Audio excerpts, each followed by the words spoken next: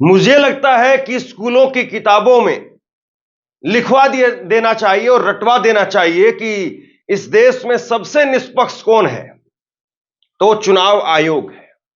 चुनाव आयोग कितनी मेहनत करता है, कितनी मशक्कत करता है, इस बात को आप समय समय पर देखते हैं। लेकिन एक और बड़ा ताजा उदाहरण निकल करके सामने आया है। महाराष्ट्र की सरकार ने कल ही एक फैसला लिया। कल एक फैसला लिया जिस फैसले में उन्होंने कहा कि महाराष्ट्र में 5 टोल टैक्स फ्री किए जाएंगे और इसके लिए उन्होंने कहा कि रात 12 बजे से फैसला लागू होगा। तब तक इंतजार होता रहा और जैसे ही रात 12 बजे महाराष्ट्र सरकार का यह फैसला लागू हो गया, उसके महज 8 घंटे के बाद चुनाव आयोग ने एक सूचना भिजवा दी पत्रकारों के पास में कि आज 3:30 बजे दोपहर में चुनाव आयोग महाराष्ट्र के विधानसभा चुनाव की तारीखों की घोषणा करेगा। बताइए आप, कितनी मेहनत है, कितनी मशक्कत है। अब लोग इसको लेकर के लिख रहे हैं कि चुनाव आयोग बीजेपी से पूछ करके काम करता है कि आपका कोई काम बाकी तो नहीं है, आपने कोई फैसला तो नहीं लेना है, या फिर हम चुनाव की तारीखों का घोषणा कर दें। दरअसल हरियाणा के साथ में ही महाराष्ट्र के चुनाव की तारीख की घोषणा हो भी जानी चाहिए थी और चुनाव संपन्न भी हो जाने चाहिए थे, लेकिन वो नहीं हुए और तब से लगातार धराधड़ धराधड़ धराधड़ घोषणाएं हो रही हैं महाराष्ट्र के अंदर। आप सबसे पहले ये ब्रेकिंग देखिए। ये ब्रेकिंग निकल करके सामने आई चुनाव आयोग की। सुबह 8:49 पर एएनआई ने इस खबर को ब्रेक किया। चुनाव आयोग द्वारा आज महाराष्ट्र और झारखंड विधानसभाओं के लिए 2024 के आम चुनाव की कार्यक्रम की घोषणा की जाएगी। ईसीआई आज दोपहर 3:30 बजे प्रेस कॉन्फ्रेंस करेगी, यह कहा गया। और इससे पहले कि एक जरा खबर देख लीजिए, फिर मैं उसको दिखाता हूं आपको विस्तार से। यह खबर आप देखिए, जो खबर आपकी स्क्रीन पर है। चुनाव से पहले महाराष्ट्र सरकार का बड़ा तोहफा, आज आधी रात से फ्री होंगे मुंबई से जुड़े ये 5 टोल। तो मुंबई से जुड़े हुए 5 टोल को फ्री कर दिया गया और लोगों को एक तरीके से रेवड़ियां बांटी जा रही है। और ये रेवड़ियां तब से बांटी जा रही है तब हरियाणा का इलेक्शन शुरू हुआ था। लगातार ये रेवड़ियां बांटी जा रही है।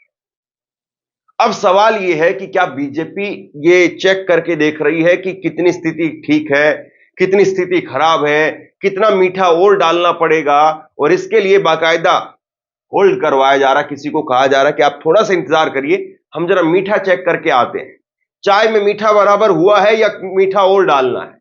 तो चलो मीठा कम है तो आज 5 टोल टैक्स को और फ्री कर देते हैं। थोड़ा सा मीठा और कम है तो आज ऐसा करते हैं कि लाडली बहना का योजना जो है वो वहां पर लागू कर देते हैं। यही सब कुछ हो रहा है और इसको लेकर के कोई सवाल नहीं करेगा।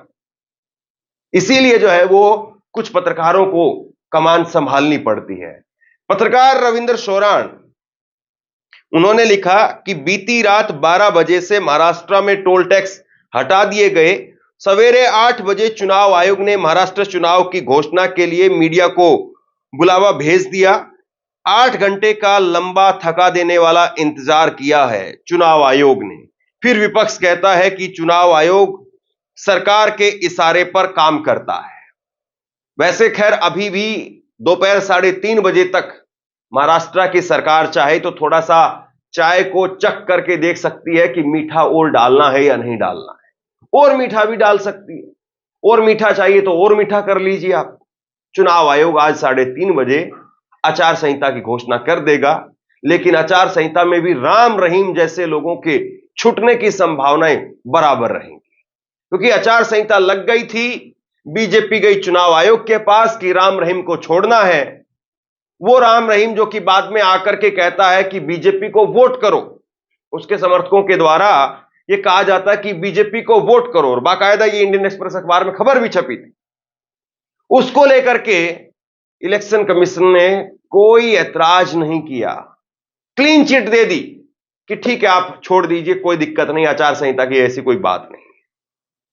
बताइए कितना निष्पक्ष है चुनाव आयोग। और इसीलिए एक वीडियो जो है वो 2 दिन पहले योगेंद्र यादव ने भी जारी की थी। योगेंद्र यादव ने कहा कि आपको क्लीन बोल्ड करना होगा, आप एम्पायर के सहारे नहीं रहिए कि एम्पायर एलबीडब्ल्यू का फैसला जो है वो दे देगा। तो एलबीडब्ल्यू का फैसला वो एम्पायर नहीं देगा, आप सीधा क्लीन बोल्ड करने जितनी मेहनत करिए कि आप क्लीन बोल्ड कर पाए। यह अपने आप में एक बड़ी विचित्र बात है। सोचिए कि किस तरीके से हो रहा है, लेकिन इसमें भी गुगली है। जो आधी रात से टोल टैक्स फ्री करने की बात महाराष्ट्र सरकार की तरफ से की गई, उसमें भी गुगली है। लेकिन सारे चैनलों पर ऐसे दिखाया जा रहा है कि मुंबई के लोग मालामाल हो जाएंगे, मतलब कि वो आने जाने में 100 रुपए 200 रुपए जो आपके खर्च होते थे, वो 100 रुपए 200 रुपए आप बचा करके आप जो है करोड़पति बन जाएंगे। मुंबई के अंदर आपने 5-5 फ्लैट और खरीद लेंगे उससे। देखिए कुछ खबरें मैं आपको दिखाता हूं किस तरीके से खबरें जो पेश की जा रही है। जी बिजनेस ने लिखा, मुंबई टोल टैक्स फ्री, इन 2.8 लाख गाड़ियों को अब नहीं देना होगा टोल, यानी कुल करीब करीब 3 लाख गाड़ियां जो टोल फ्री हो जाएंगी। मुंबई के 5 प्लाजा पर एंट्री बिल्कुल फ्री होगी। TV9 ने लिखा है, महाराष्ट्र मुंबई में इन 5 बूथों पर नहीं लगेगा टोल टैक्स, चुनाव से पहले शिंदे कैबिनेट का बड़ा फैसला। तो बताया गाजे बाजे के साथ में जा रहा है, लेकिन हकीकत क्या है वो आप देख लीजिए। महाराष्ट्र चुनाव से पहले शिंदे कैबिनेट ने बड़ा फैसला किया है, मुंबई में टोल प्लाजा पर टैक्स नहीं लगेगा। मुंबई में एंट्री करने वाले 5 टोल बूथों पर छोटी कारें, 4 पहिया गाड़ियों के लिए टोल टैक्स को माफ किया गया है। आज रात 12 बजे से फैसला लागू होगा। अब उद्धव ठाकरे गुट जो है वो इस पर अपनी तलखी जो है वो दिखा रहा है। उसने कहा है कि टोल टैक्स फ्री करने के फैसले पर शिवसेना उद्धव गुट के नेता और प्रवक्ता ने शिंदे सरकार पर निशाना साधा। उन्होंने कहा कि यह फैसला आप तब ले रहे हैं जब चुनाव आ गए हैं। आपकी चालाकियों को जनता देख रही है। यह साफ है कि आप टोल पहले भी बंद कर सकते थे, लेकिन आपने नहीं किया। बड़े वाहनों का टोल क्यों देना पड़ेगा, जबकि वर्षों से आप टोल वसूल रहे हैं, सड़कें भी खराब रहती है। कोई बात नहीं, चुनाव में जनता आपको सबक सिखा देगी।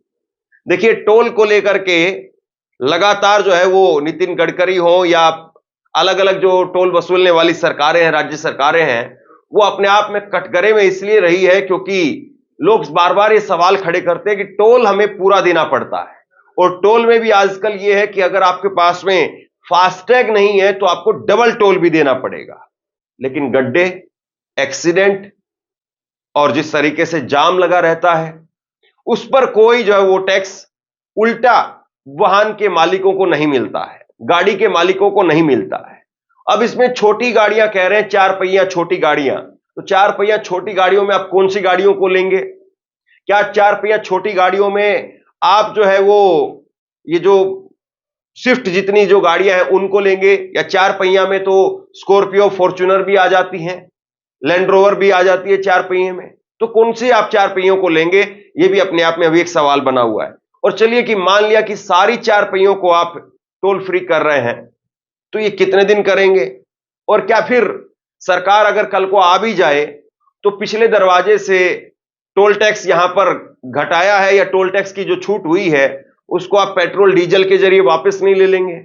पेट्रोल डीजल में 4 रुपए 5 रुपए की बढ़ोतरी कीजिए, 10 रुपए की बढ़ोतरी कीजिए और सारा टोल आपका वापसी आ गया। क्योंकि एक जगह आपको जाने के लिए तो 100 रुपए ही टोल देना पड़ेगा, लेकिन वहां जाने के लिए जो आपको 10 लीटर डीजल की खपत होगी, पेट्रोल की खपत होगी, और उस पर अगर 10 रुपए बढ़ा दिया गया तो बात बराबर हो गई और उल्टा ज्यादा हो जाएगी, क्योंकि डीजल पेट्रोल वो पूरे राज्य से आएगा, पूरे देश से आएगा। तो ये चालाकियां क्या जनता नहीं समझती है? चुनाव आयोग जब आज घोषणा करेगा, और चुनाव आयोग आज घोषणा वायनाड की भी करेगा, और करीब करीब 12 राज्यों की 48 विधानसभा सीटें हैं जहां पर भी चुनाव आयोग जो है आज उनकी तरफ से बताया जा रहा है कि घोषणा होगी। लेकिन क्या वाकई चुनाव निष्पक्ष हो पा रहे हैं? यह अपने आप में बहुत बड़ा सवाल है। महाराष्ट्र झारखंड में चुनाव तारीखों का ऐलान आज दोपहर 3:30 बजे। वायनाड समेत 3 लोकसभा, 12 राज्यों की 48 विधानसभा सीटों पर उपचुनाव होंगे। महाराष्ट्र विधानसभा का कार्यकाल 26 नवंबर 2024 को, वहीं झारखंड विधानसभा का कार्यकाल 5 जनवरी 2025 को खत्म हो रहा है। तो ये जो है वो तारीखों का ऐलान होगा और इसमें वायनाड समेत 3 लोकसभा सीटों पर भी उपचुनाव होंगे। दोनों राज्यों के चुनाव के साथ ही 3 लोकसभा सीट और 12 राज्यों की 48 विधानसभा सीटों पर उपचुनाव होंगे। केरल की वायनाड सीट पर राहुल गांधी के इस्तीफे के बाद वो खाली है।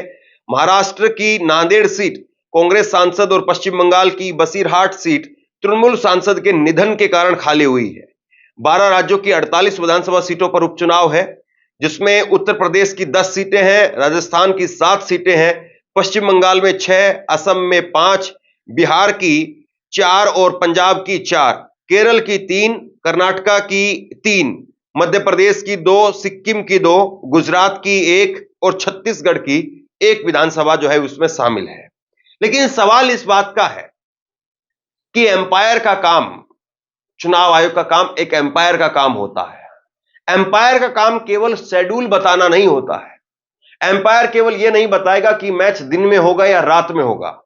एम्पायर केवल यह नहीं बताएगा या इसका फैसला नहीं करवाएगा कि पहले बैटिंग कौन करेगा, पहले फील्डिंग किसकी आ रही है। एम्पायर हर बॉल पर नजर रखता है, आखिरी बॉल तक एम्पायर की नजर होती है और आखिरी बॉल तक एम्पायर की निष्पक्षता होनी चाहिए। यह चुनाव आयोग को जरूर समझना चाहिए। लेकिन आज एम्पायर की भूमिका कितनी है, कहां तक है?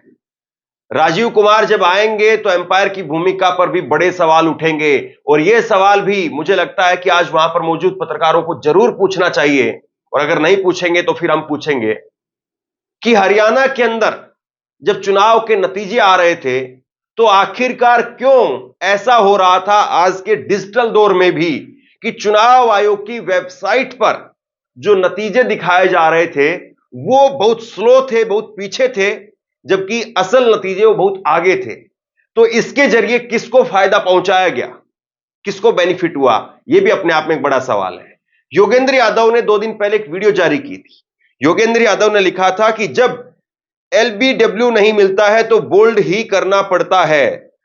कुर्सीधारी हिले हुए हैं, जीतने के लिए कुछ भी कर सकते हैं। एम्पायर मिले हुए हैं, उनसे कुछ भी करवाया जा सकता है।